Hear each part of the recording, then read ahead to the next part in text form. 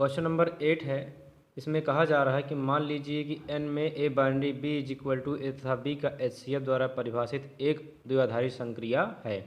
क्या क्रम विनिमय है, क्या साहचर्य है, क्या n में एक द्विआधारी संक्रिया के तत्समक का अस्तित्व है। इसमें 3 क्वेश्चन हमको बताने हैं। सबसे पहले हम यहाँ पर समुच्चय नोट करते हैं और जिसके द्वारा यह परिभाषित किया गया है उसे नोट करते हैं। अगर देखा जाए तो यह क्वेश्चन सेम एज इसी प्रकार से है कि मान लीजिए कि ये यहाँ पर n निर्धारित कर दिया गया 1 2 3 4 5, वहाँ पर n कुछ भी ले सकते हैं, जितनी भी प्राकृतिक संख्या होती है।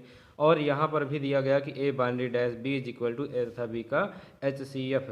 तो इसी प्रकार से यहाँ पर भी HCF हम यहाँ पर निकालेंगे और देखेंगे कि यहाँ पर क्या निकलता है सभी नेचुरल नंबर, सभी प्राकृतिक संख्या के लिए। तो समुच्चय n is equal to 1 2 3 dot dot और a binary b is equal to a तथा b का HCF। सबसे पहले हमें बताना है कि क्या संक्रिया क्रम विनिमय है।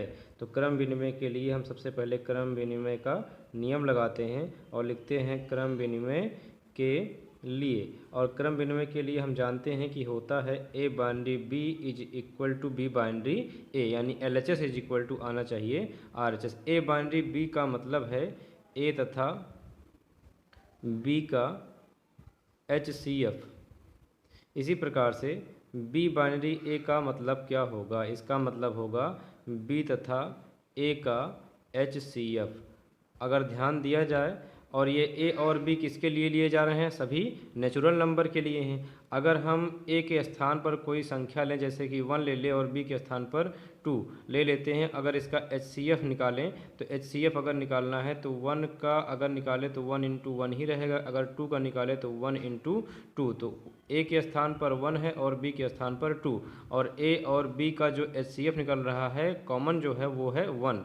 अगर इसी प्रकार से b बाइनरी a ले तो b के स्थान पर पहले 2 रहेगा, इसके बाद यहाँ पर रहेगा 2, और यहाँ से अगर इसका HCF देखा जाए तो 1 इंटू 2 और 1 का देखा जाए तो 1 इंटू 1। तो यहाँ पर भी 2 बाइनरी 1 यानी b बाइनरी a का भी HCF निकलेगा 1, यानी दोनों का a बाइनरी b का HCF और b बाइनरी a का HCF इक्वल ही आएगा, चाहे वो किसी भी नेचुरल नंबर के लिए हो। तो यानी कि जितना a बाइनरी b का HCF होता है उतना ही किसका होता है, b बाइनरी a का HCF होता है। तो यहाँ पर लास्ट में लिखेंगे कि a binary b is equal to होगा b बाइनरी a के, और ये किसके लिए संभव है, फॉर एवरी a और b बिलोंग्स टू जो समुच्चय है n।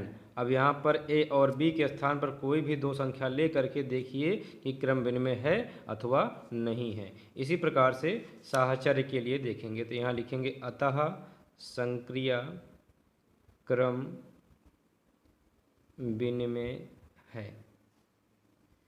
नेक्स्ट है, उसमें पूछा था कि क्या संक्रिया साहचर्य है, तो यहाँ लिखेंगे साहचर्य के लिए। हम जानते हैं कि साहचर्य के लिए क्या होता है। साहचर्य के लिए होता है a binary b binary c बराबर a binary b binary c bracket का फ़र्क होता है। तो जैसे कि हम पहले LHS पार्ट ले करके RHS पार्ट ले लेते हैं, उसके बाद दोनों पक्ष बराबर दिखाने का प्रयास करते हैं। अगर बराबर आ जाता है तो बाइनरी क्या हो जाएगी, साहचर्य हो जाएगी। a बाइनरी b से मतलब है, a बाइनरी b का मतलब है a तथा b का HCF। तो यहाँ पर a बाइनरी b को लिखें a तथा b का HCF। अब यहाँ पर बाइनरी क्या है, बाइनरी है c, तो इसका मतलब है a b के साथ भी किसका HCF, c का।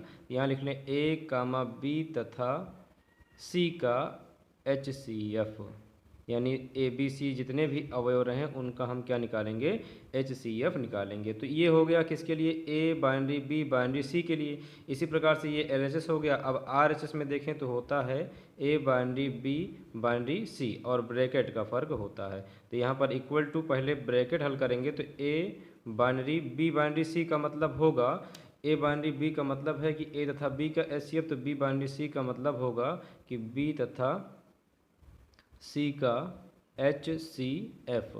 अब इसके बाद यहाँ पर a binary b binary c का है, तो यहाँ लिखेंगे a कामा b तथा c का HCF, यानी सभी का HCF इकट्ठा निकाला जाएगा का HCF। ये तो हो गया लिखने का तरीका।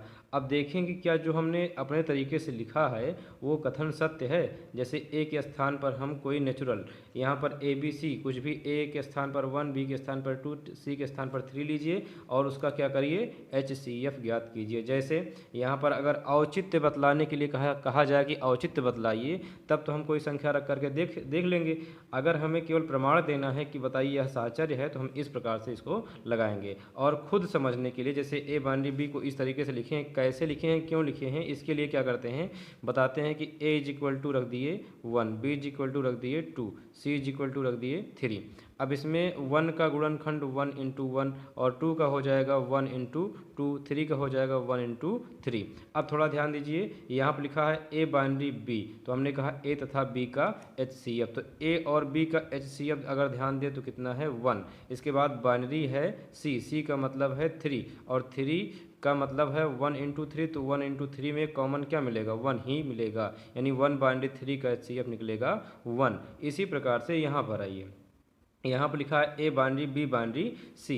अगर हम बात करें बी बाइनरी सी की, पहले ब्रैकेट को हल करेंगे तो बी और सी का HCF, बी और सी का HCF देखा जाए तो कॉमन क्या है 1। अब इसके बाद यहाँ पर पहले ए है तो ए का मतलब ही है 1, तो 1 बाइनरी 1, ये ए इज इक्वल टू 1, बी और सी का निकल गया 1, तो 1 और 1 का HCF 1 और 1 में वैसे भी कॉमन 1 होता है, तो देख रहे हैं कि दोनों का मान क्या है, बराबर है, यानी ये वैल्यू दोनों का इक्वल है, LHS पार्ट RHS पार्ट के इक्वल है। तो हम कह सकते हैं implies that a binary B binary c is equal to A binary B binary c का जो भी कथन लिखा गया है इस प्रकार से ब्रैकेट लगा के साहचर्य के लिए, वो दोनों पक्ष आपस में बराबर हैं। ये इतना प्रमाण देने के लिए कि हम किस प्रकार से समझें।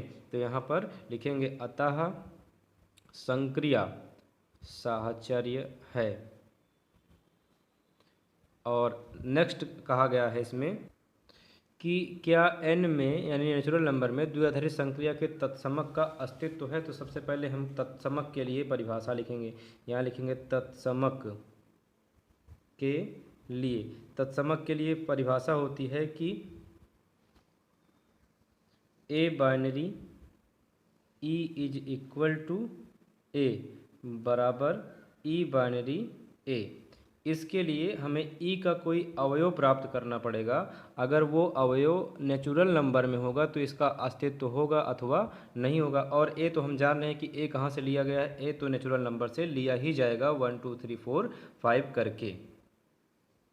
अब यहाँ पर ए binary e is equal to a है, तो ए और ई का हमें निकालना है HCF। अगर हम बात करें a binary e is equal to a के, तो यहाँ पर कहेंगे ए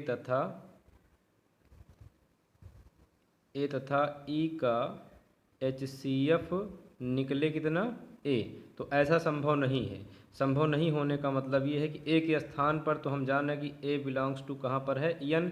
अगर हम कोई भी संख्या नेचुरल नंबर 1 रखें, 1 और ई का HCF निकाले तो 1 का तो 1 आ जाएगा, लेकिन ई का HCF नहीं आएगा। तो कहेंगे कि यहाँ पर ई के लिए n में कोई अस्तित्व नहीं है,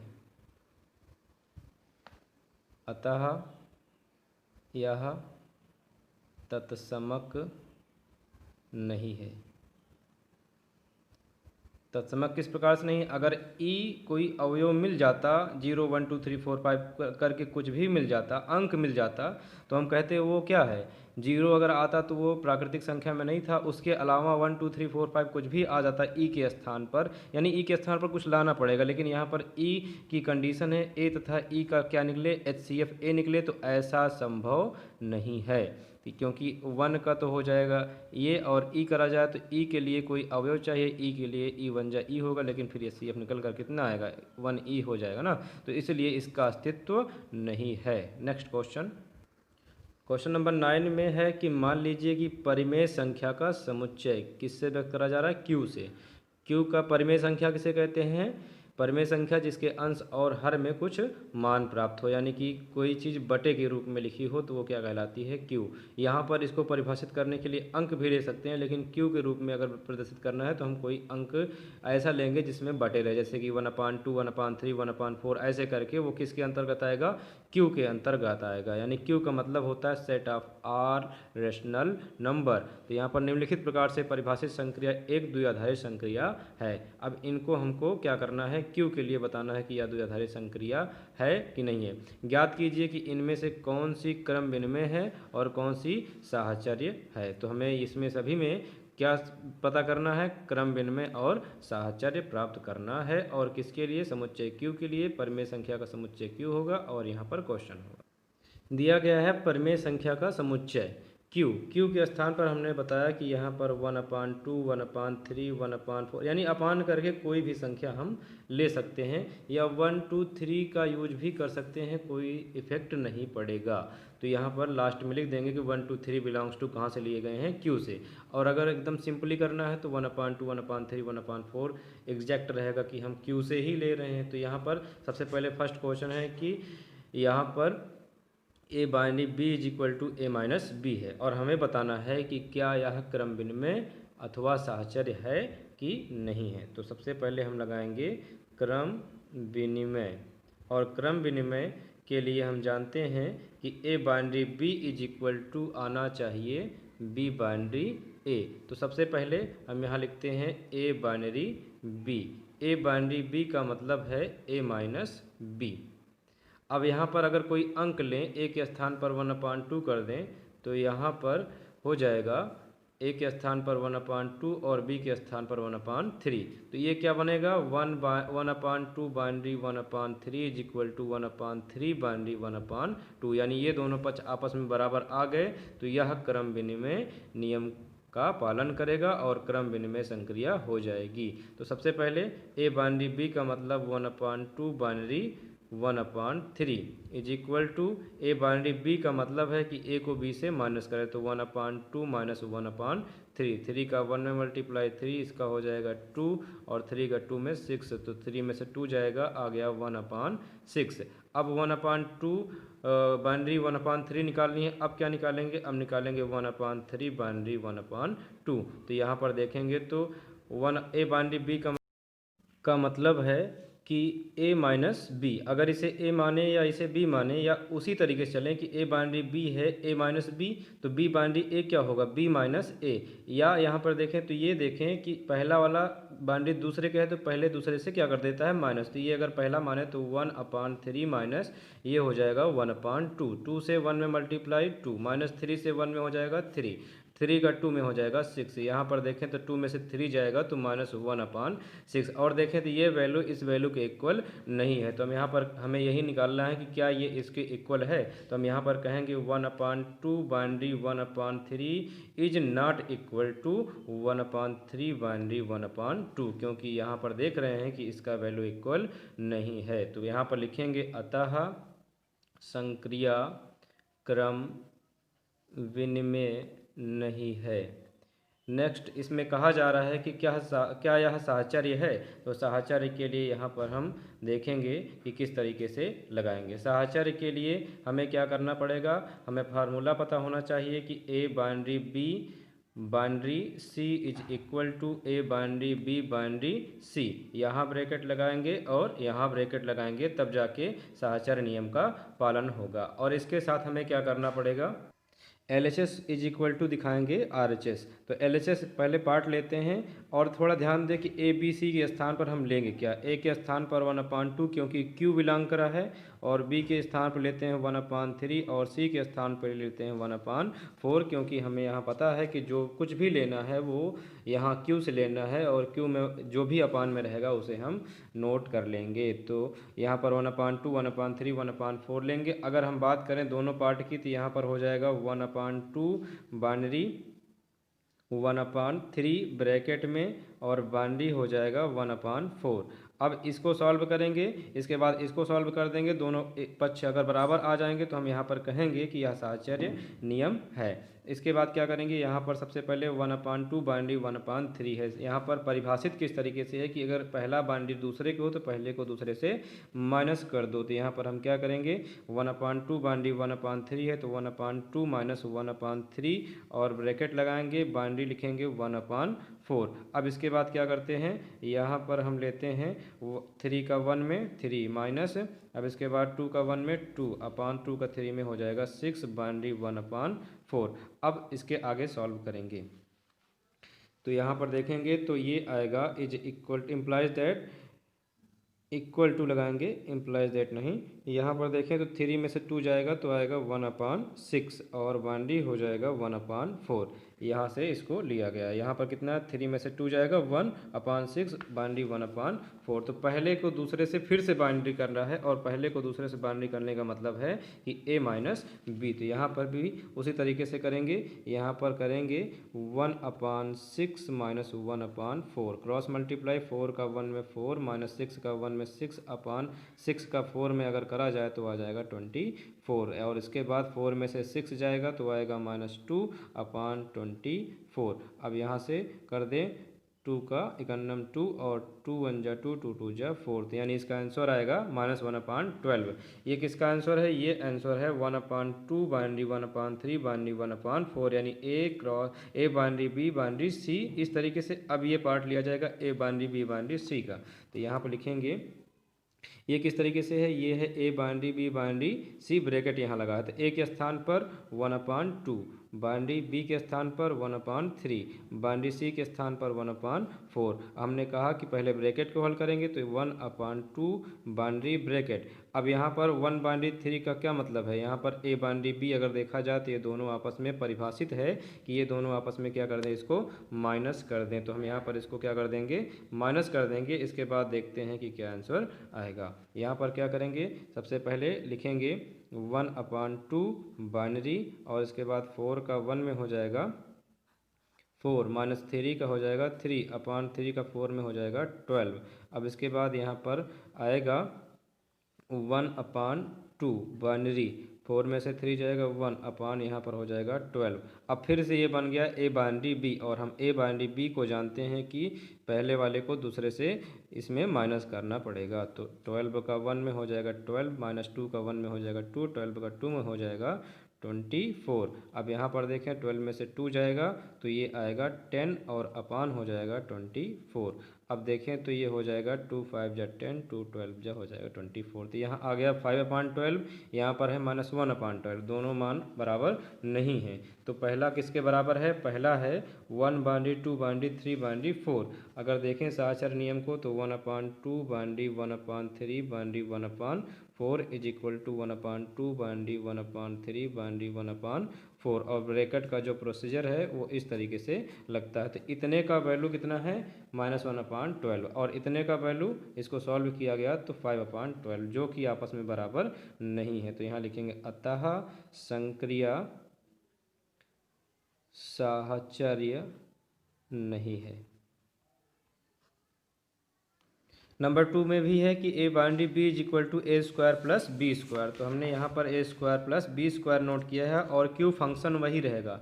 क्यू के स्थान पर अगर हम समुच्चय देखें तो क्यू इज इक्वल टू 1/2 और 1/2 कामा 1/3 कामा 1/4 डॉट डॉट। यहाँ पर अगर ज़रूरत पड़े तो हम यहाँ पर 1 2 3 भी ले सकते हैं, क्योंकि ये भी किससे बना है, रेशनल नंबर से ही बना है। तो अगर हम ज़रूरत पड़ेगी तो 1/2 1/3 1/4 की जगह पर 1 2 3 का क्यू में यूज कर सकते हैं। बात हुई है स्क्वायर की, अगर हम चाहें तो ए के स्थान पर नियम के अनुसार 1/2 1/3 ही लेंगे, अथवा हम इसे 1 2 3 4 के रूप में भी सॉल्व कर सकते हैं। इसे ऐसा इसलिए कह रहे हैं कि 1 2 3 में सॉल्व आसानी से हो जाएगा और स्क्वायर में थोड़ा लंबा जाएगा। तो अगर हम देखें तो 1 2 3 से थोड़ा आसान पड़ेगा। तो यहाँ पर लिखेंगे कि ए बाइनरी बी, हमें सबसे पहले क्या बताना है, क्रम विनिमय। तो यहाँ पर लिखेंगे क्रम विनिमय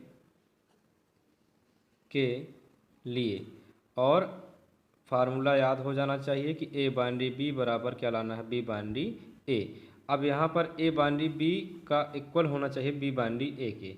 अब यहाँ पर या तो 1/2, 1/3, 1/4 का यूज करें या तो 1, 2, 3 का। ऐसा करते हैं 1/2, 1/3 ही ले लेते हैं क्योंकि ये क्यों के लिए ज़्यादा सक्सेसफुल है। तो a इज इक्वल टू 1/2 और b इज इक्वल टू हो गया 1/3। तो हमें प्रूव क्या करना है, हमें प्रूव करना है कि 1/2 binary 1/3 is equal to 1/3 binary 1/2, यानी बोथ साइड आर इक्वल, दोनों पक्ष अगर बराबर आते हैं तो यह क्रम विनिमय नियम है। तो यहाँ पर क्या करेंगे, सबसे पहले a और b, अगर a is equal to b, a is equal to 1/2, b is equal to 1/3 ले रहे हैं तो हम सबसे पहले 1/2 बाइनरी 1/3 को हल करेंगे।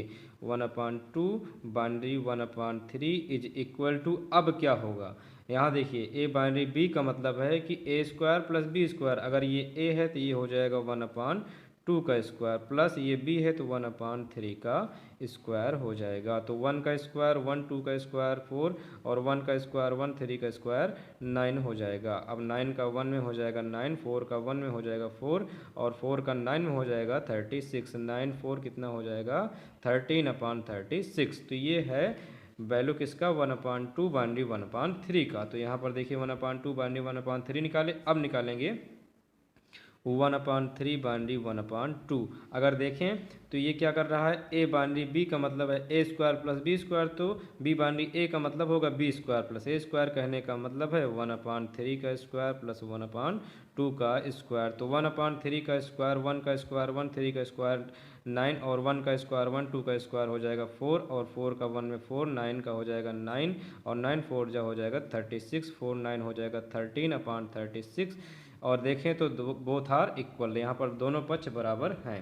अब देखेंगे कि इसको हम किस प्रकार से लिखें। यहाँ पर लिखें 1/2 binary 1/3 is equal to 1/3 binary 1/2। दोनों पक्ष क्या हैं, बराबर है। क्यों बराबर, क्योंकि दोनों का वैल्यू है 13/36। तो यहाँ पर लिख देते हैं अतः संक्रिया क्रम विनिमेय है। अब देखते हैं साहचर्य। साहचर्य के लिए, और साहचर्य के लिए हमारा पास फार्मूला है कि अगर हम a बाइनरी b करें तो ये होता है a² plus b²। Question number 2 की कंडीशन। साहचर्य के लिए हम जानते हैं कि यह होता है a binary b binary c is equal to a binary b binary c, bracket का यहाँ पर a बाइनरी b में और b बाइनरी c में। For every a comma b comma c belongs to, यहाँ पर जो समुच्चय है वो किसके लिए है, q के लिए।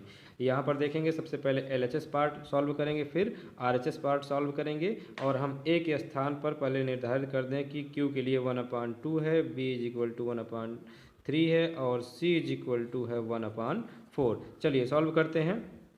पहले हम a के स्थान पर लेते हैं 1/2 बाइनरी b के स्थान पर 1/3 ब्रैकेट बाइनरी c के स्थान पर 1/4 इज इक्वल टू, यहाँ पर देखें a बाइनरी b का मतलब है a² प्लस b²। तो यहाँ पर लिखेंगे 1/2 का स्क्वायर प्लस 1/3 का स्क्वायर और यहाँ पर इस पूरे को सॉल्व करने के बाद यहाँ पर ब्रैकेट लगा है तो ब्रैकेट लगा दिए और बाइनरी कितना कर दिए 1/4।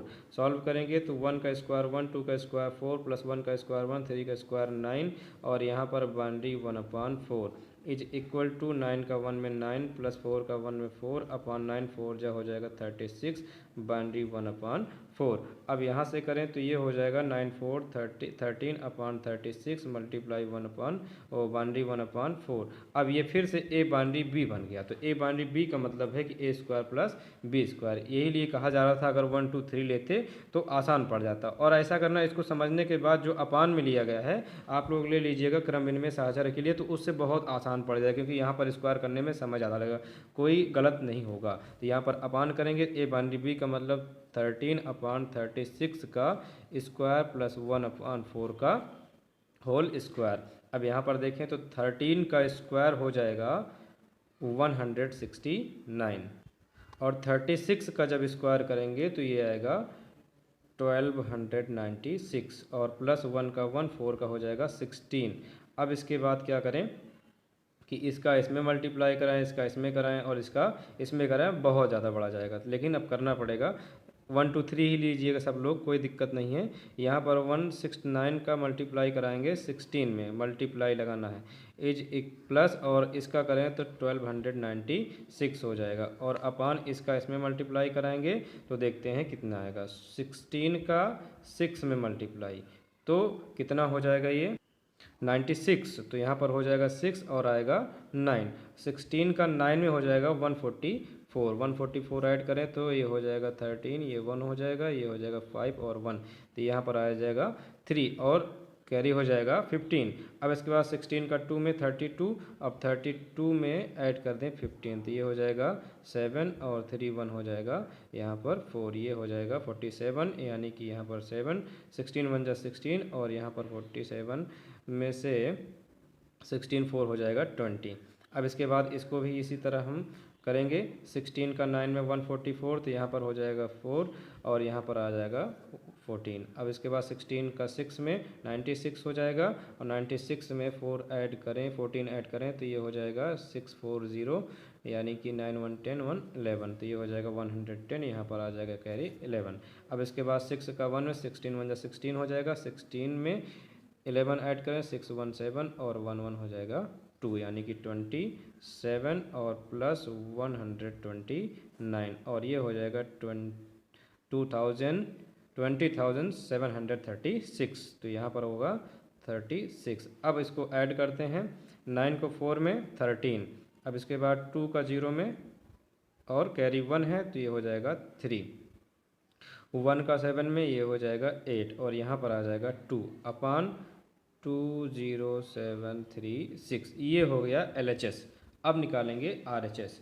RHS में क्या रहेगा, ये रहेगा A binary B binary C, तो यहाँ पर लिखें कि अब 1/2 binary 1/3 binary 1/4, A binary B binary C में क्या लग जाएगा ब्रैकेट, और हम जानते हैं कि यहाँ पर इसका मतलब है कि 1 बाइनरी 2 और बाइनरी 1/3 1/4 का मतलब क्या होगा, यह तो क्वेश्चन बताएगा कि A बाइनरी B का मतलब है A² + B², तो ये हो जाएगा 1/3 का स्क्वायर प्लस 1/4 का स्क्वायर। अब इसके बाद क्या करेंगे, 1/2 बाइनरी 1 का स्क्वायर 1, 3 का स्क्वायर 9 प्लस 1 का स्क्वायर 1, 4 का स्क्वायर हो जाएगा 16, और इसके आगे सॉल्व करते हैं। अब आगे कैसे रहेगा, यहाँ पर करें इज इक्वल टू 1/2 बाइनरी और 16 का 1 में 16 प्लस 9 का 1 में 9 अपान 16 9 जा हो जाएगा 144 इज इक्वल टू 1/2 बाइनरी 16 9 हो जाएगा 25 अपान 144। अब ये हो गया फिर से A बाइनरी B, तो हो जाएगा A² + B², तो यहाँ लिखें इज इक्वल टू 1/2 का स्क्वायर प्लस 25 अपान 144 का होल स्क्वायर। अब इसको सॉल्व करेंगे तो देखते हैं क्या आएगा, 1 का स्क्वायर 1, 2 का स्क्वायर हो जाएगा 4 और 25 का स्क्वायर प्लस 25 का स्क्वायर होता है 625। अब 144 का स्क्वायर करना है, तो 144 का स्क्वायर पहले करते हैं और देखते हैं कितना आता है। तो इसका जो मल्टीप्लाई आ गया है 144 का वो है 20,736। अब इसका इसमें क्रॉस मल्टीप्लाई 20,736 प्लस इसका इसमें करें तो 4 का 5 में हो जाएगा 20, यहाँ पर 2, 4 का 2 में 8, 8 2 हो जाएगा 10, आएगा 1, 4 का 6 में 24, 24 1 कितना हो जाएगा 25 अपान ये हो जाएगा, इसमें मल्टीप्लाई करें 4 का 6 में हो जाएगा, ये हो जाएगा 24, यहाँ पर आएगा 2, 4 का 3 में 12, 12 2 हो जाएगा 14 और 4 का 7 में हो जाएगा 28, 28 हो जाएगा 29, और उसके बाद 4 का 0 में 0 हो जाएगा, और उसके बाद यहाँ पर आ जाएगा 2 और 4 2 जा 8, इसका इसमें मल्टीप्लाई करें तो इतना आया। अब इज इक्वल टू इसको इसके साथ जोड़िए तो यहाँ पर 0 का 6 में 6, 0 का 3 में 3, 5 का 7 में 12 और 2 का 1 में हो जाएगा 3 और यहाँ पर हो जाएगा 2 अपान 82944।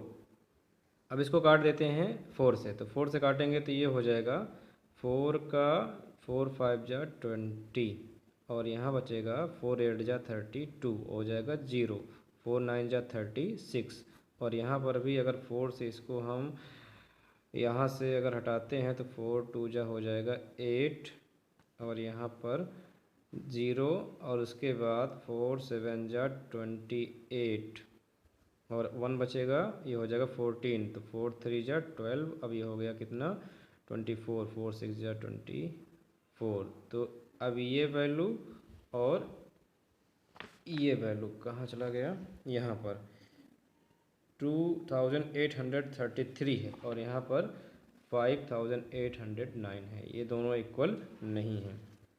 तो यहाँ पर क्या करते हैं, बताते हैं कि साहचर्य नियम के लिए कि 1/2 boundary 1/3 boundary 1/4 is equal to 1/2 boundary 1/3 boundary 1/4, यहाँ ब्रैकेट और यहाँ ब्रैकेट दोनों का वैल्यू इक्वल नहीं है। तो यहाँ लिखेंगे अतः साहचर्य नहीं है, साहचर्य नहीं है। लेकिन थोड़ा ध्यान दीजिए, हमने इसको पूरे क्वेश्चन को क्यू के माध्यम से दिखाया, क्योंकि इसमें एक इशू ये था कि क्यू जो है वो होता है अपान में 1/2 1/3 1/4।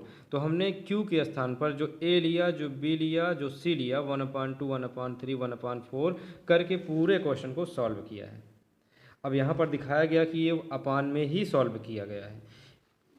अपान में सॉल्व करने का मतलब ये है कि अभी हम directly a is equal to 1 b is equal to अगर 2 और सी इज इक्वल टू 3 रखते तो सबके मन में एक क्वेश्चन ये उठता कि जब क्यू अपान में होता है तो 1 2 3 क्यों नहीं लिया जा रहा है।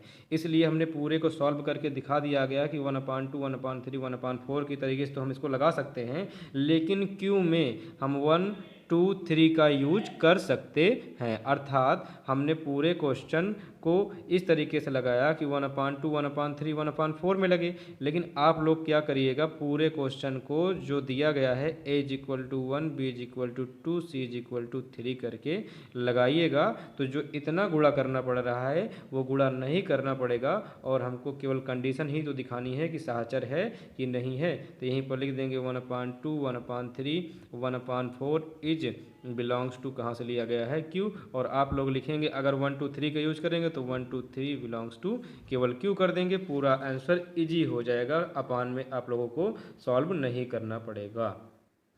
थर्ड में है कि a boundary b is equal to a plus a b. अब हमने अपान में करके दिखा दिया क्यू को, अब हम same as a is equal to 1 b is equal to 2 और सी इज इक्वल टू 3 ही लेकर चलेंगे। तो हम सबसे पहले क्रम विनिमय दिखाएंगे, तो यहाँ लिखेंगे क्रम विनिमय के लिए।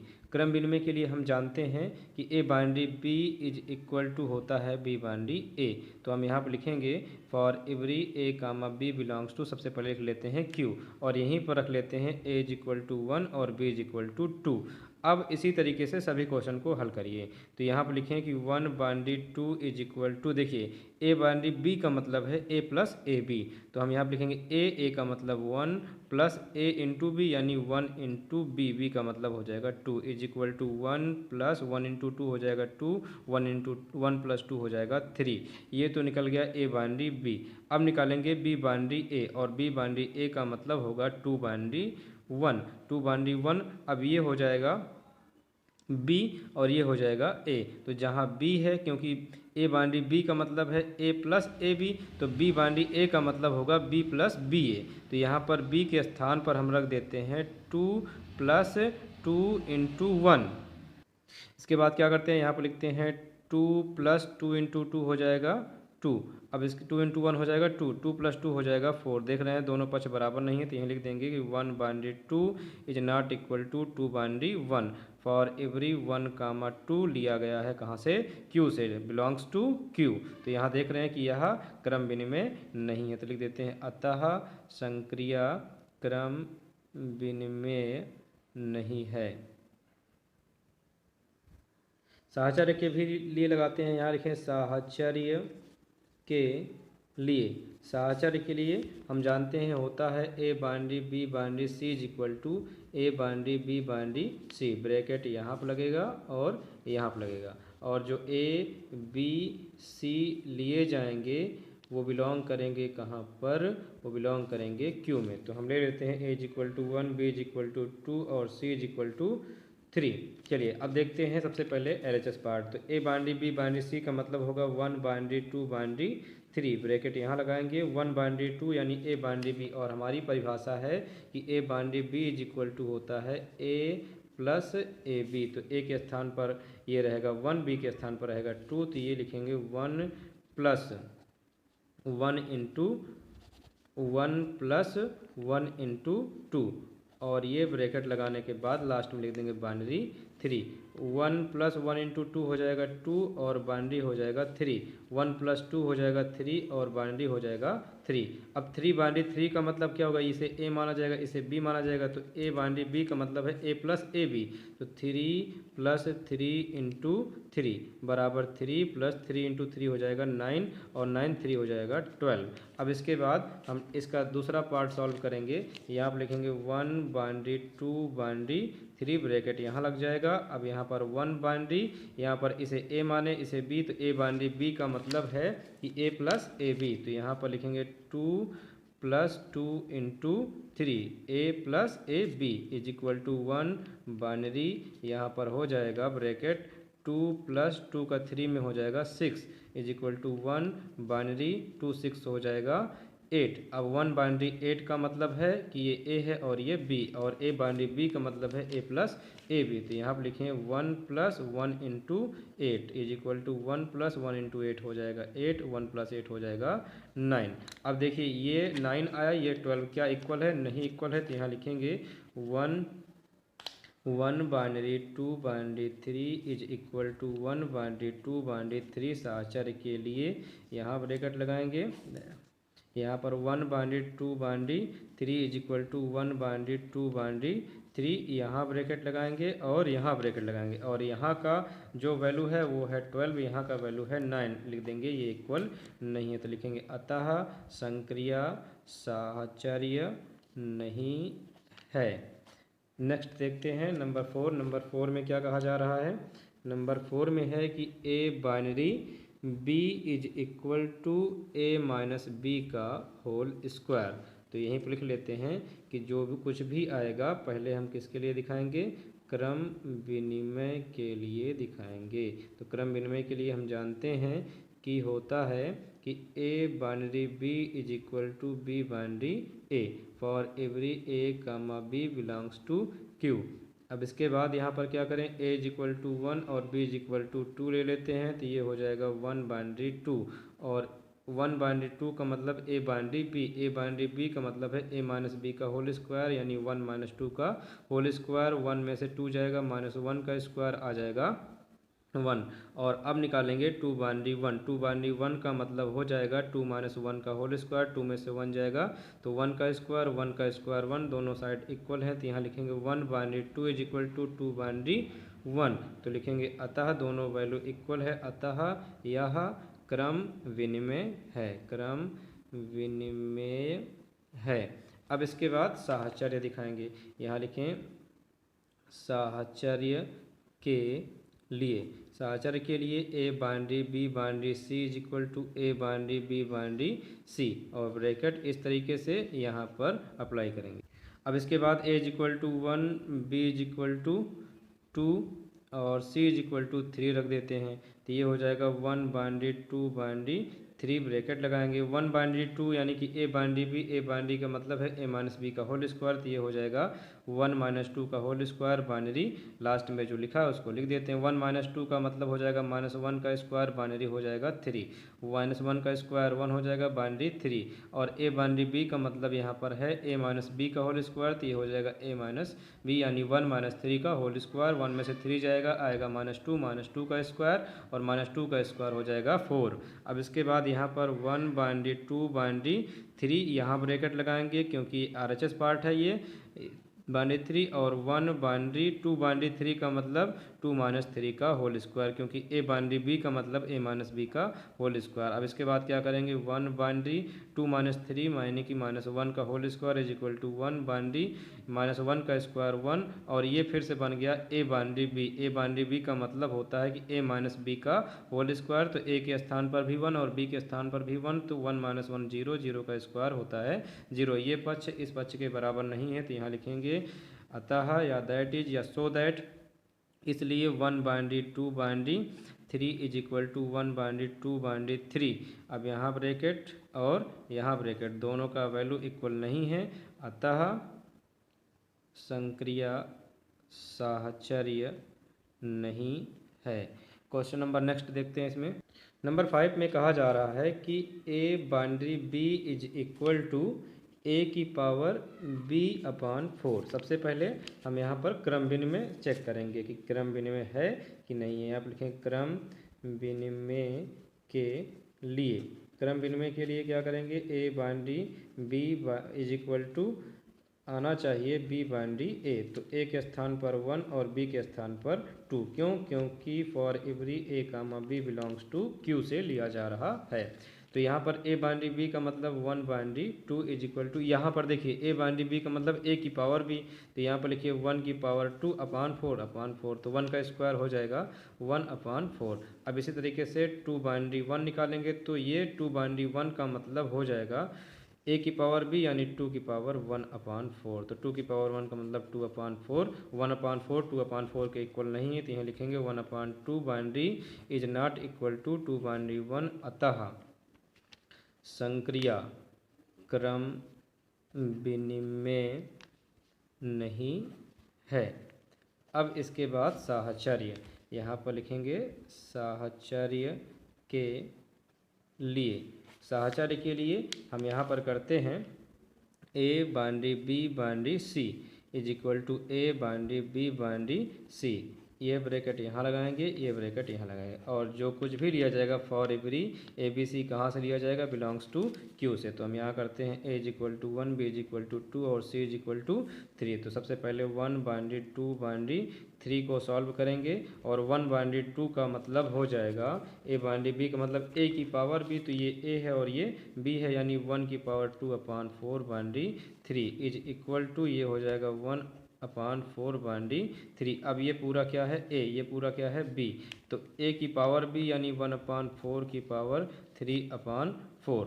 अब इसके बाद क्या करेंगे, 1 अपान 4 है तो 1 का क्यूब करें 1 ही आएगा, 4 का क्यूब कितना हो जाएगा, 4 4 जा हो जाएगा 16, 16 4 जा हो जाएगा 64 अपान हो जाएगा 4 अपान हो जाएगा 1 1, और ये 4 से हो जाएगा 64, तो 4 4 जा हो जाएगा 16 और 4 6 जा हो जाएगा 24, 24 1 हो जाएगा 25। तो इस तरीके से इसका वैल्यू आएगा 1 अपान 256। इसी प्रकार से नेक्स्ट लगाएंगे 1 बाइनरी 2 बाइनरी 3 ब्रैकेट यहाँ लगाएंगे is equal to 1 binary 2 binary 3 का मतलब ये ए और बी, तो ए की पावर बी होता है 2 की power 3 upon 4 is equal to यहाँ पर 1 बाइनरी 2 की पावर 3 का मतलब 8 और अपान हो जाएगा 4, 4 2 जा हो जाएगा 8, और यहाँ से हो जाएगा 1 बाइनरी 2।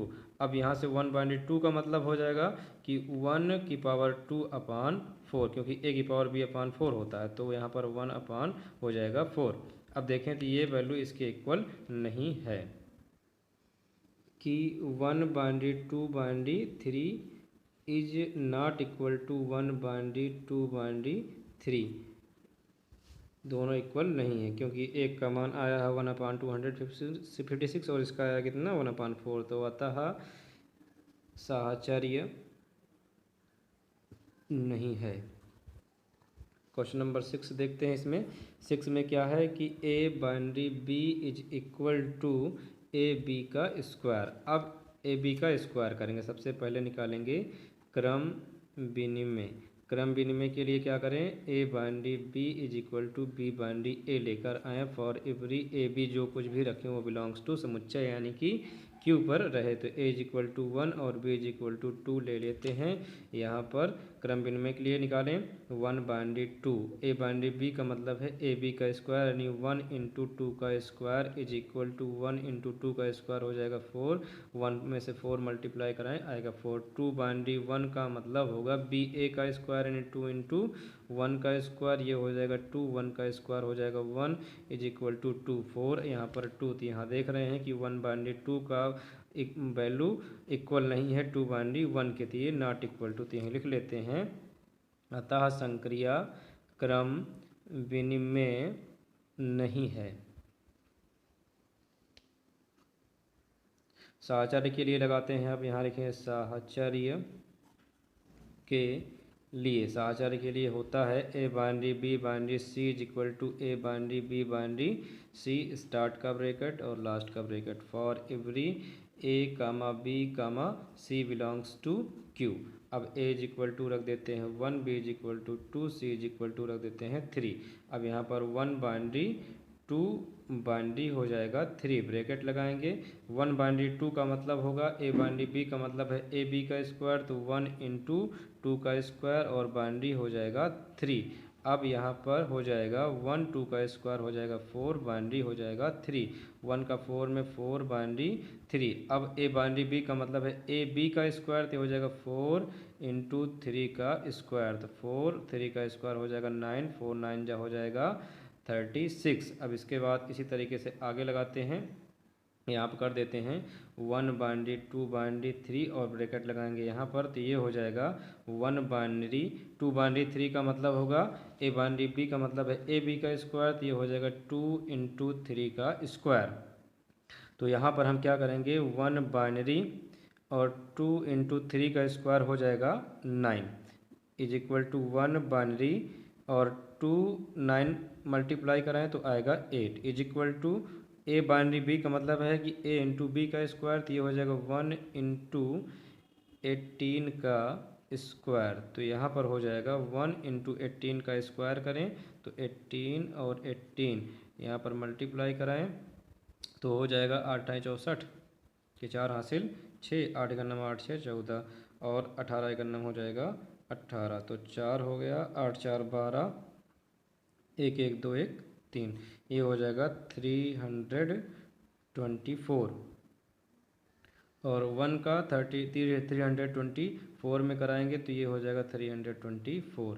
अब देखिए ये वैल्यू इस वैल्यू के इक्वल नहीं है, तो यहाँ पर लास्ट में लिखते हैं कि 1 binary 2 binary 3 is not equal to है 1 बाइनरी 2 बाइनरी 3 के, तो यहाँ लिख देते हैं अतः संक्रिया साहचर्य नहीं है। क्वेश्चन नंबर 10 में कहा जा रहा है कि प्रश्न 9 यानी कि इस पूरे से लेना है, दी गई संक्रियाओं में से किसी का तत्समक है तो वह बतलाइए, यानी बताना है कि ये पूरे का तत्समक है कि नहीं। जैसे क्रम विनिमय साहचर्य देखा गया वैसे हमें क्या देखना है, तत्समक देखना है। तो सबसे पहले तत्समक की परिभाषा क्या होती है कि ए binary e is equal to a is equal to e binary a के लिए जो कुछ भी अवयव प्राप्त किया जाए, अगर ई के लिए कोई अवयव निकल कर आता है तो वही क्या कहलाता है, तत्समक अवयव कहलाता है। तो सबसे पहले यहाँ पर नंबर 10 यहाँ पर लिखेंगे तत्समक के लिए, तत्समक के लिए होता है ए binary e is equal to A binary और यहाँ पर लिखेंगे ई बाइनरी ए। अगर ये कंडीशन यहाँ पर सेटिस्फाई यानी कि संतुष्ट होती है तो हम कह सकते हैं कि यह तत्समक अवयव है, और तत्समक अवयव के लिए यह कंडीशन जरूर होनी चाहिए। यहाँ पर हम ए के स्थान पर तो कोई भी अवयव क्यू का रख सकते हैं, लेकिन ई के लिए कोई अवयव हम क्यू का नहीं रख सकते हैं। लिखेंगे उपरोक्त दी गई संक्रियाओं में, जो संक्रिया दी गई है उनमें हमें तत्समक अवयव बताना है। संक्रियाओं में हमें चाहिए कि ई बिलोंग करे कहाँ पर, क्यू पर, यानी कि क्यू के अंतर्गत, क्यू का मतलब 1/2 1/2 1/3 1/4 1 2 3 4 यानी कोई अंक, लेकिन ई के लिए कोई अंक नहीं मिल रहा है। वो ई बिलोंग्स टू क्यू के लिए कोई अस्तित्व नहीं है, यानी ई का कोई वैल्यू नहीं मिल सकता है, कोई अस्तित्व नहीं है, नहीं है, तो इसलिए इसमें से कोई भी तत्समक अवयव नहीं है। अतः उपरोक्त दी गई संक्रिया का कोई तत्समक अवयव नहीं है। नेक्स्ट क्वेश्चन, क्वेश्चन नंबर 11 में है कि मान लीजिए कि a is equal to n cross n, यानी जो संबंध बनाया जाएगा नेचुरल नंबर से बनाया जाएगा, में a comma b binary c comma d is equal to a plus c b plus d द्वारा परिभाषित एक द्विआधारी संक्रिया सिद्ध कीजिए कि संक्रिया क्रम विनिमय तथा साहचर्य है। ए में संक्रिया का कोई तत्समक अवयव हो तो ज्ञात कीजिए। अब सबसे पहले यहाँ पर हम नोट करेंगे क्वेश्चन नंबर 11 में क्या दिया गया है कि a is equal to n cross n ये दिया गया है। और उसके बाद कहा गया है कि a comma b binary c comma D परिभाषित है ए प्लस सी और कामा बी प्लस डी से। सबसे पहले इसको खूब अच्छी तरीके से समझ लीजिए। जैसे अभी तक हमने पढ़ा कि ए बाइनरी बी का बराबर होता है a minus B, A plus B, जो कुछ भी होता है ना, ए के स्थान पर ए बी है और बी के स्थान पर सी डी है। यानी ऐसा पढ़ना है कि ये पूरा ए लगे ये पूरा बी लगे, तो ए बाइनरी बी का मतलब हमें समझ में आ जाएगा। उसके बाद यहाँ पर देखिए ए बाइनरी ए कामा बी और सी कामा डी को दोनों को अगर संक्रिया में लाया गया है तो परिभाषित किस तरीके से किया गया है। यहाँ पर पहले अवयव को पहले अवयव के साथ देखिए जोड़ दिया गया। पहला अवयव पहले के साथ परिभाषित यानी जोड़ दिया गया है और दूसरा अवयव दूसरे के साथ जोड़ दिया गया है। इसी के आधार पर, इसी परिभाषा के आधार पर हमें पढ़ना और समझना है कि कैसे यह क्रम विनिमय है और कैसे यह साहचर्य है। अगर हम बात करें, सबसे पहले बताना है कि हमें सिद्ध कीजिए कि यह क्रम विनिमय है, यानी क्रम विनिमय है पहले से ही। तो क्रम विनिमय के लिए यहाँ पर हम जानते हैं कि क्रम विनिमय के लिए होता है ए binary B is equal to b binary a होता है। अब हम कह रहे हैं कि ये पूरा ए है और ये पूरा बी है, तो इसको पूरा हम रखते हैं। ए बाइनरी बी के लिए यहाँ पर लिखेंगे a comma b binary c comma d is equal to, अब देखिए ए बाइनरी बी तो पूरा दिया ही गया है कि ये है a plus C binary B plus D, यहाँ तक कोई समस्या नहीं है। अब हमें निकालना है बी बाइनरी ए। हमने कहा ये ए है और ये बी है, हमें निकालना है बी बाइनरी ए। तो हम इसको इस तरीके से लिखेंगे सी कामा डी यानी बी बाइनरी ए यानी कि ए बी, क्योंकि ये ए के स्थान पर माना गया और ये बी के स्थान पर। अब थोड़ा विचार करिए कि a comma B C comma D का मतलब है पहला वाला प्लस करेंगे पहले से ए प्लस सी, दूसरा वाला प्लस करेंगे दूसरे से बी प्लस डी। इसी प्रकार से यहाँ पर इसका मतलब निकालिए कि पहले वाले को प्लस कर दें पहले से सी प्लस ए कामा दूसरे वाले को दूसरे से प्लस कर दें डी प्लस बी। अगर इसको व्यवस्थित करें तो सी प्लस ए को लिख सकते हैं ए प्लस सी, क्योंकि प्लस में इस तरीके से लिखा जा सकता है। डी प्लस बी को हम लिख सकते हैं बी प्लस डी। इसे क्यों इस तरीके से लिखा गया, क्योंकि ये देखना है कि ये वैल्यू इस वैल्यू के इक्वल आनी चाहिए। और हम देख रहे हैं कि इसका वैल्यू है a plus c b plus d, और इसको जब हमने सॉल्व किया तो इसको हम इस तरीके से लिख सकते हैं। तो यहाँ लिख सकते हैं कि a comma b binary c comma d is equal to c comma d binary a comma b. दिख रहा है ना कि ये ए है और ये बी, तो a binary B is equal to b binary a. तो यहीं पर लिखेंगे for every a b c d belongs to n cross n, क्योंकि जो समुच्चय है या तो ए लिखें या तो क्या लिखें एन क्रॉस एन लिखें। तो यहाँ लिखें अतः संक्रिया क्रम विनिमय है। तो नंबर पार्ट 1 हो गया कि क्रम विनिमय हमने दिखा दिया। अब दिखाएंगे साहचर्य। तो साहचर्य के लिए क्या करते हैं, यहाँ आप लिखें साहचर्य के लिए सबसे पहले हमारी जानकारी है साहचर्य के लिए कि ए binary B binary c is equal to A binary B binary c, इस तरीके से होता है। अभी यहाँ पर देखा जाए तो ए के स्थान पर हमारा है ए बी और बी के स्थान पर माने नहीं कि ये ए है और ये बी है, बी के स्थान पर है सी डी, और इसी प्रकार से हमें सी के स्थान पर इसी के आगे कुछ लेना पड़ेगा।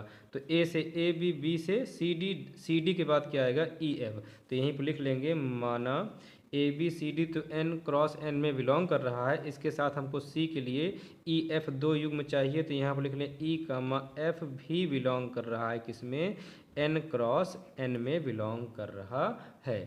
क्योंकि ए बी सी डी तो पहले से है, तो ए के बाद बी आता है, फिर सी के बाद डी आता है, तो ई के बाद क्या आएगा, एफ आएगा। इसी प्रकार से साहचर्य हमको निकालना पड़ेगा, तब ए के स्थान पर ए बी के स्थान पर सी डी और सी के स्थान पर ई एफ हम रख सकते हैं। चलिए पहला कंडीशन हम निकालते हैं। पहली कंडीशन में है ए बाइनरी बी बाइनरी सी, तो यहाँ पर ए के स्थान पर हम देखिए ध्यान से क्या रखेंगे, ए के स्थान पर ए कामा बी, ये हो गया ए। बाइनरी बी तो यहाँ लगाएं बाइनरी, बी के स्थान पर लिखें सी कामा डी। उसके बाद ब्रैकेट बंद करेंगे, तो यहाँ पर थोड़ा यही ब्रैकेट बड़ा ब्रैकेट कर देते हैं इसको, ये हो गया ए बाइनरी बी ब्रैकेट में। अब इसके बाद बाइनरी है, फिर लिखा है सी, सी के स्थान पर है, ये पूरा ए के वैल्यू कवर करेगा, ये बी का कवर करेगा और ये सी का, सी के स्थान पर रहेगा ई कामा एफ। अब सॉल्व करने का तरीका क्या होता है, सबसे पहले ब्रैकेट को सॉल्व किया जाता है। हमारे पास ब्रैकेट को सॉल्व करने के लिए है a b binary c d. थोड़ा ध्यान दीजिए, a b binary c d का मतलब है कि पहले वाले को प्लस कर लिया जाए पहले वाले से, दूसरे वाले को प्लस कर लिया जाए दूसरे वाले से। तो यहाँ पर भी सेम एज वैसे ही करेंगे, तो ए प्लस हो जाएगा सी और यहाँ पर कामा लगाएंगे, बी प्लस हो जाएगा डी और यहाँ पर बाइनरी हो जाएगा ई कामा एफ। तो ये पूरा ए और ये पूरा बी। अब अगर देखें तो ये है ए बाइनरी बी, ध्यान से ये पूरा हो जाएगा ए बाइनरी बी, तो बाइनरी के पहले ए बाइनरी के बाद में बी।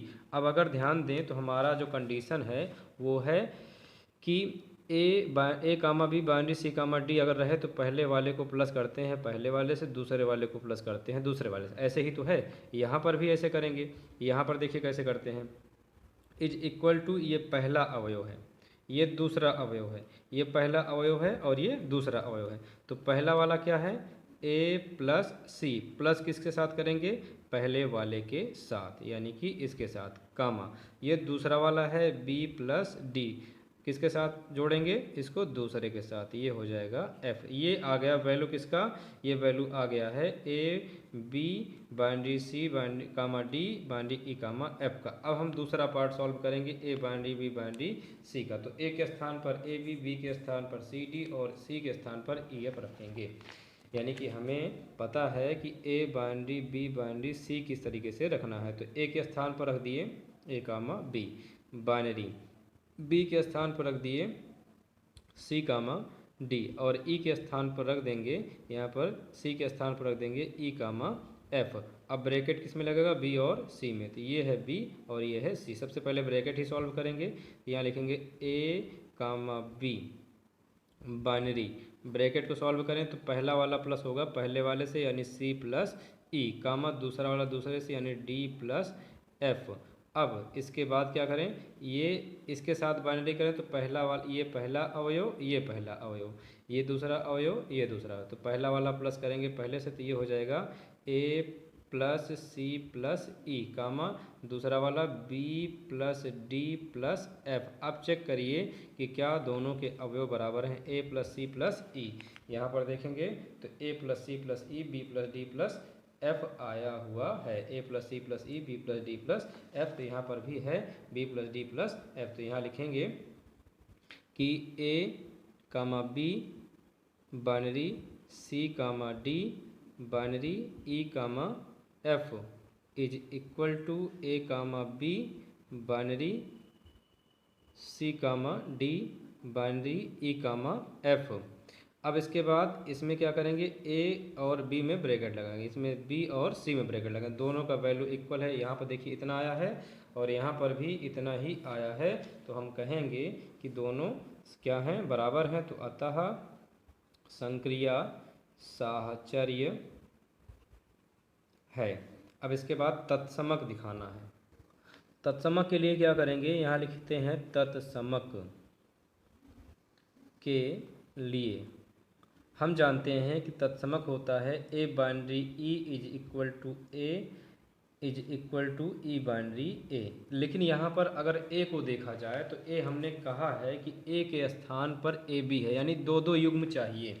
तो हमको ए के स्थान पर यहाँ मानना पड़ेगा कि माना ए के स्थान पर इसका युग्म है ए वन कामा ए टू और ई के स्थान पर है ई वन कामा E2, क्योंकि क्रमित युग्म के रूप में इसको लिखना पड़ेगा। क्यों लिखना पड़ेगा? क्योंकि जो कुछ भी क्वेश्चन देखा जा रहा है वो ए के स्थान पर क्या लेकर आ रहा है, ए के स्थान पर ए बी, बी के स्थान पर सी डी, इसी तरीके से तो मान के सॉल्व किया जा रहा है इसको।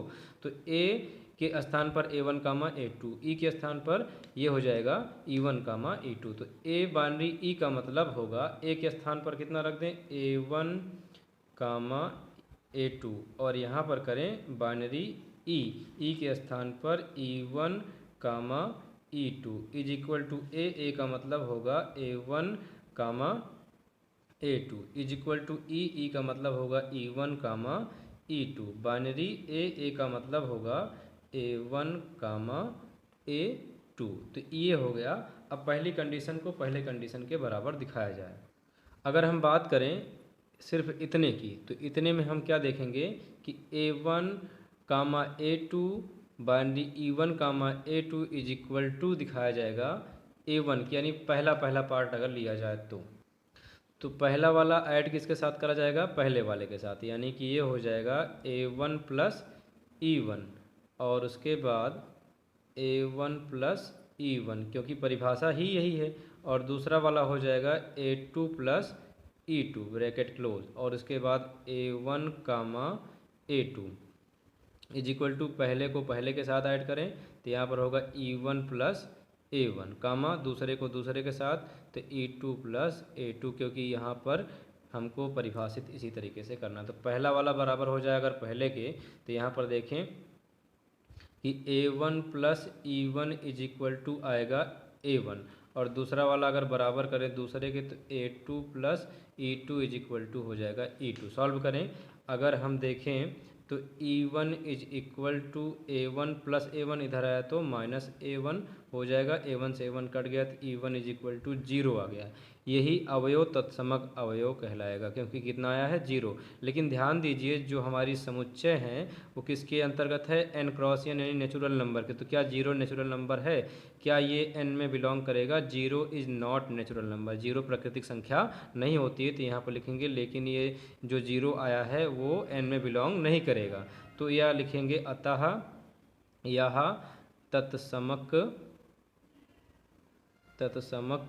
नहीं है। इसी प्रकार से अगर इसको सॉल्व करना चाहें तो E2 is equal to A2 plus A2, इधर आया तो माइनस A2, और E2 is equal to A2 में से A2 जाएगा 0 आ जाएगा, और 0 भी नॉट बिलोंग्स टू n है, तो यह भी क्या है, तत्समक अवयव नहीं है। नेक्स्ट क्वेश्चन देखते हैं।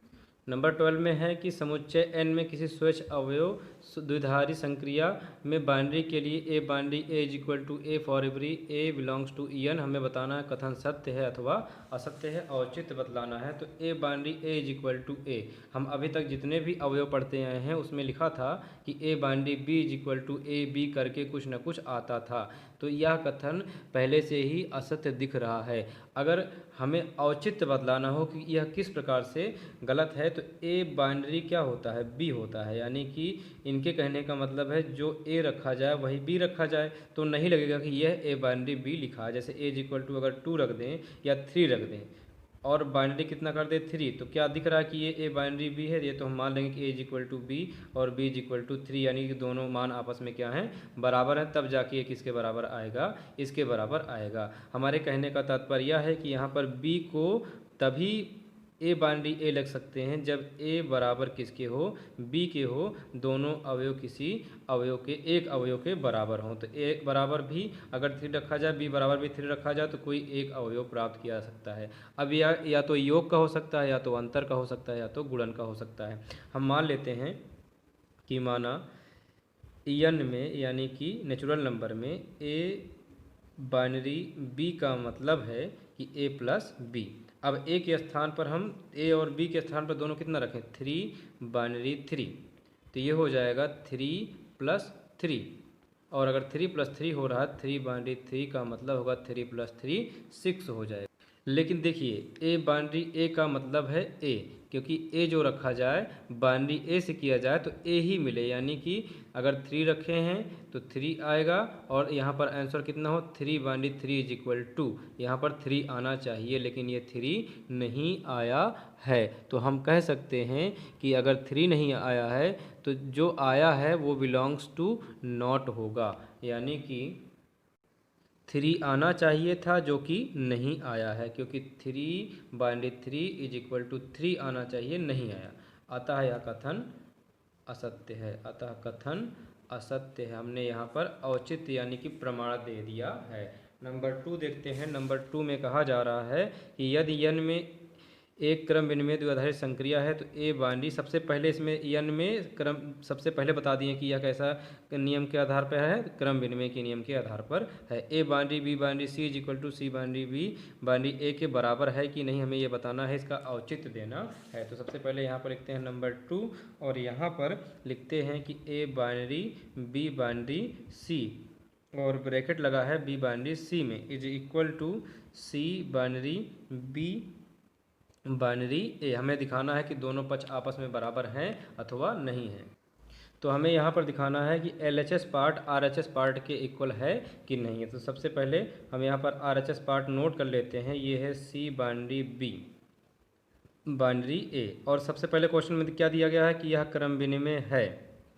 तो यहाँ लिख सकते हैं चूँकि क्रम विनिमय है, यानी क्रम विनिमय पहले से दिया गया है। तो क्रम विनिमय का मतलब क्या होता है, ए बाइनरी बी को हम क्या कहते हैं, ए binary B is equal to होता है बी बाइनरी ए।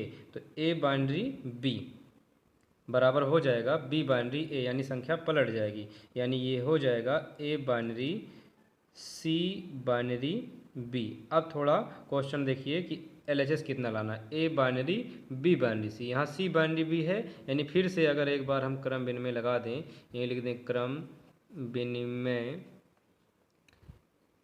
है, क्रम विनिमय पहले से है ना, तो सी बाइनरी बी क्या बन जाएगा, a binary b b binary a बन सकता है।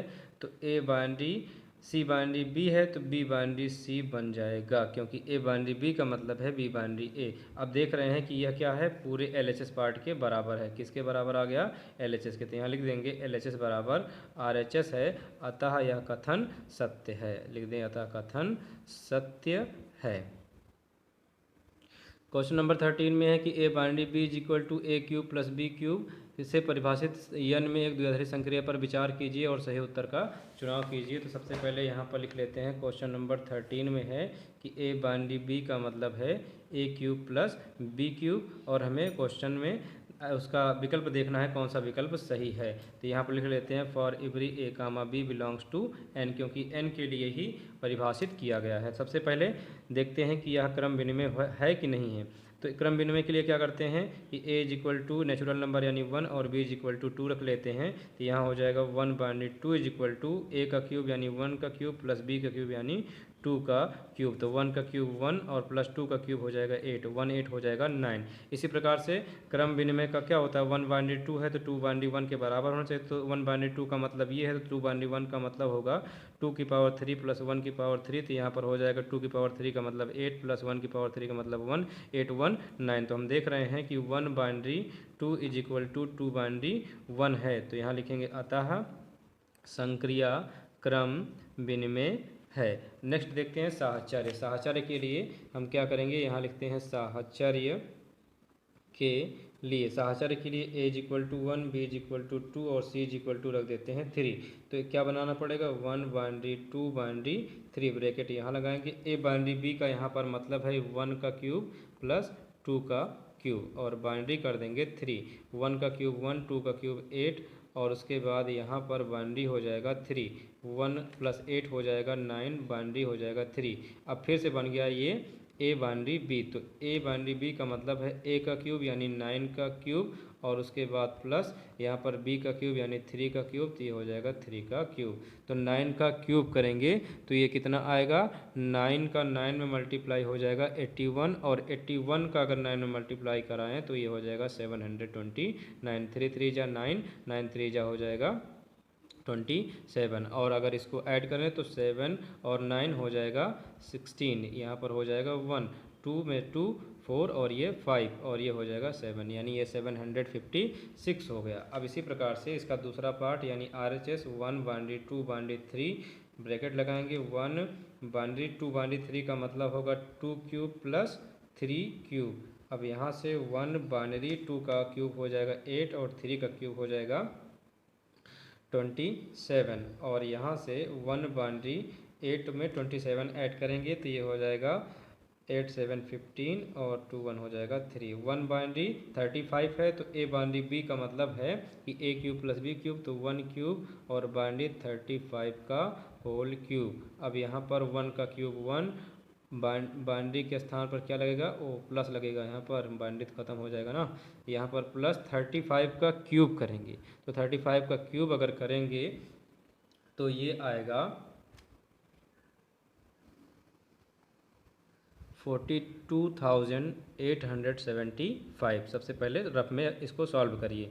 तो अब इसके बाद इसमें एक ऐड कर दीजिए तो ये हो जाएगा 42,800 और ये 76। अब ये देखिए ये वैल्यू इस वैल्यू के इक्वल है कि नहीं है, नहीं है। तो यहाँ लिखेंगे 1 binary 2 binary 3 is equal to 1 binary 2 binary 3, और ये ब्रैकेट ये इतना आया है, इतना इक्वल नहीं है, तो यहाँ लिख देंगे नॉट इक्वल। तो हम देख रहे हैं कि अतः यह साहचर्य नहीं है। तो हमने देखा कि यह क्रम विनिमय है परंतु साहचर्य नहीं है। तो देखते हैं कौन सा ऑप्शन इसमें आता है। सबसे पहले है कि साहचर्य तथा क्रम विनिमय दोनों, ये गलत है। क्रम विनिमय है किंतु साहचर्य नहीं है, इसका मतलब option number b right answer. तो यहाँ पर ऑप्शन नंबर बी कर लेते हैं राइट। तो that solve your problem in exercise number 1.4। If video are helpful then like, share and subscribe. Thanks.